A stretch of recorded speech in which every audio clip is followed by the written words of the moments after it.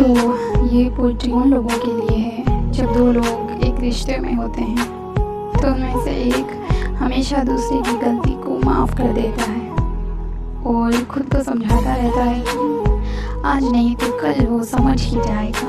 तो कुछ लाइनें लिखी हैं मैंने इस पर जो इस तरह है कि वो कहता है कि तुम बदल गई हो, वो कहता है कि तुम बदल गई हो, वो कहता है तो फिर सच ही होगा। आज देर रात तक उसकी कॉल का इंतज़ार किया था मैंने, कॉल नहीं किया उसने तो शायद वो सो गया होगा। आज जन्मदिन था मेरा, उसने विश तक नहीं किया। आज जन्मदिन था मेरा, उसने विश तक नहीं किया। काम में मसरूफ़ रहता है ना वो तो शायद भूल गया होगा। वो कहता है कि तुम बदल गई हो, वो कहता है तो फिर सच ही होगा। प्यार तो करता है वो मुझसे, बस उसे बताना नहीं आता। प्यार तो करता है वो मुझसे, बस उसे बताना नहीं आता।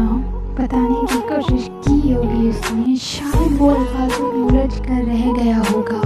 वो कहता है कि तुम बदल गई हो, वो कहता है तो सच ही होगा।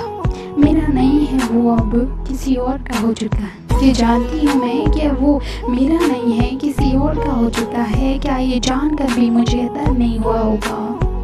वो कहता है कि तुम बदल गई हो, वो कहता है तो सच ही होगा।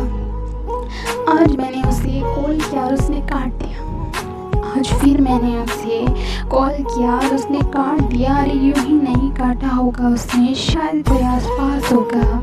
यही बोलकर अक्सर दिल को बहला लेते हो ना। सुनो, तुम भी किसी न किसी से इश्क करते हो ना, उसकी हर गलती को माफ़ कर देते हो ना, अपने दर्द को सबसे छुपा लेते हो ना, सबके सामने मुस्कुराते हो मगर अकेले में तो आंसू बहाते हो ना।